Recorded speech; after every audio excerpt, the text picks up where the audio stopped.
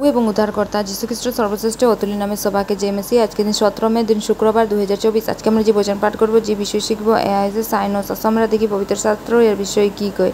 আদি পুস্তক 1:14। পরে ঈশ্বর বলে, রাত থেকে দিনকে আলাদা করার জন্য আকাশমণ্ডলে বিতানে নক্ষত্র এবং তার চিহ্নর মতে হোক ঋতুর জন্য, রাত এবং সময় ও বছরের জন্য হোক। ঋতু, দিন এবং বছর জানার জন্য লক্ষণ অপরিহার্য। এই কারণে ঈশ্বরের আকাশে ছোট এবং বড় আলো সৃষ্টি করছেন, সূর্য, চন্দ্র এবং সূর্য। ঈশ্বর নুহর জন্য একটি চিহ্ন হিসাবে রংধনু তৈরি করেছেন, প্রতিশ্রুতি দেওয়ার জন্য যে তিনি আরও কখনো বন্যার দ্বারা পৃথিবীকে ধ্বংস করবেন না। ফেরাউনের সামনে একটি চিহ্ন হিসাবে ঈশ্বর মুসার লাঠিকে সাপের মতো পরিবর্তন করেছিলেন, এবং তিনি পিসকল মেষবাসকের রক্তকে ইসরায়েলদের সুরক্ষার চিহ্ন হিসাবে তৈরি করেছিলেন। রাহার বেশ্যা এবং তার পরিবারের সকল সদস্যকে তার জানলায় লাল রঙের দড়ি ধরে ধ্বংসদের হাত থেকে রক্ষা করা হয়েছিল। রাজা হিজকিয়ার জীবনে বছর যোগ করার একটি চিহ্ন হিসাবে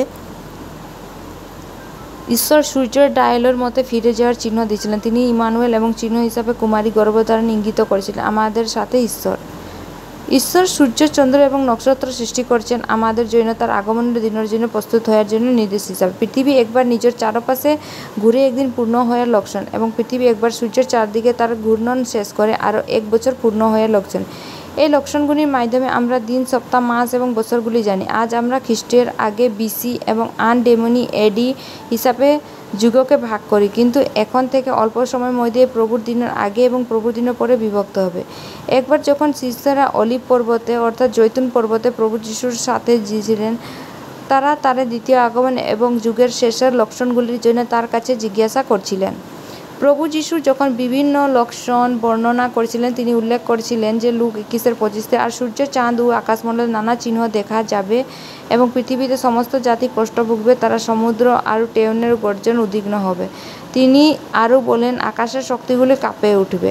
প্রকাশিত বাক্য 22:17 লেখা আছে, এবং আত্মা এবং নববধূ বলেন, আসো, আরও যে শুনে সে বলুক, আসো, এবং যে তৃষ্ণাত সে আসুক। যিনি এই ঈশ্বর সাক্ষ্য দেন, তিনি বলেন, নিশ্চয়ই আমি দ্রুত আসছি। প্রকাশিত বাক্য 22:20। ঈশ্বর সন্তানের যেহেতু প্রভুর দিন নিকটে, তানে আপনার সমস্ত যথা অভ্যাস এবং ধার্মিকতার সাথে নিজেকে প্রস্তুত করা। আপনি এখন ইতিহাসের চূড়ায় দাঁড়িয়ে আছেন। হ্যাঁ, প্রভু দ্রুত আসছেন। প্রস্তুত থাকুন যাতে আপনি তাকে স্বাগত জানাতে পারেন এবং বলতে পারেন, তাই আসুন প্রভু যিশু। ধ্যান করার জন্য সন্ধ্যার জন্য যিশু রয়েছে মথি 16:3। আসো আমরা পাঠ করি পবিত্র শাস্ত্র আজকে কী কয়।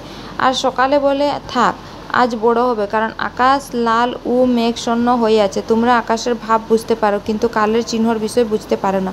আজকে পবিত্র বচনগুলো পড়ার যোগে প্রভু যিশু পরবাসন সবাইকে আশীষ করবেন। ধন্যবাদ। আমেন। হালেলুয়া।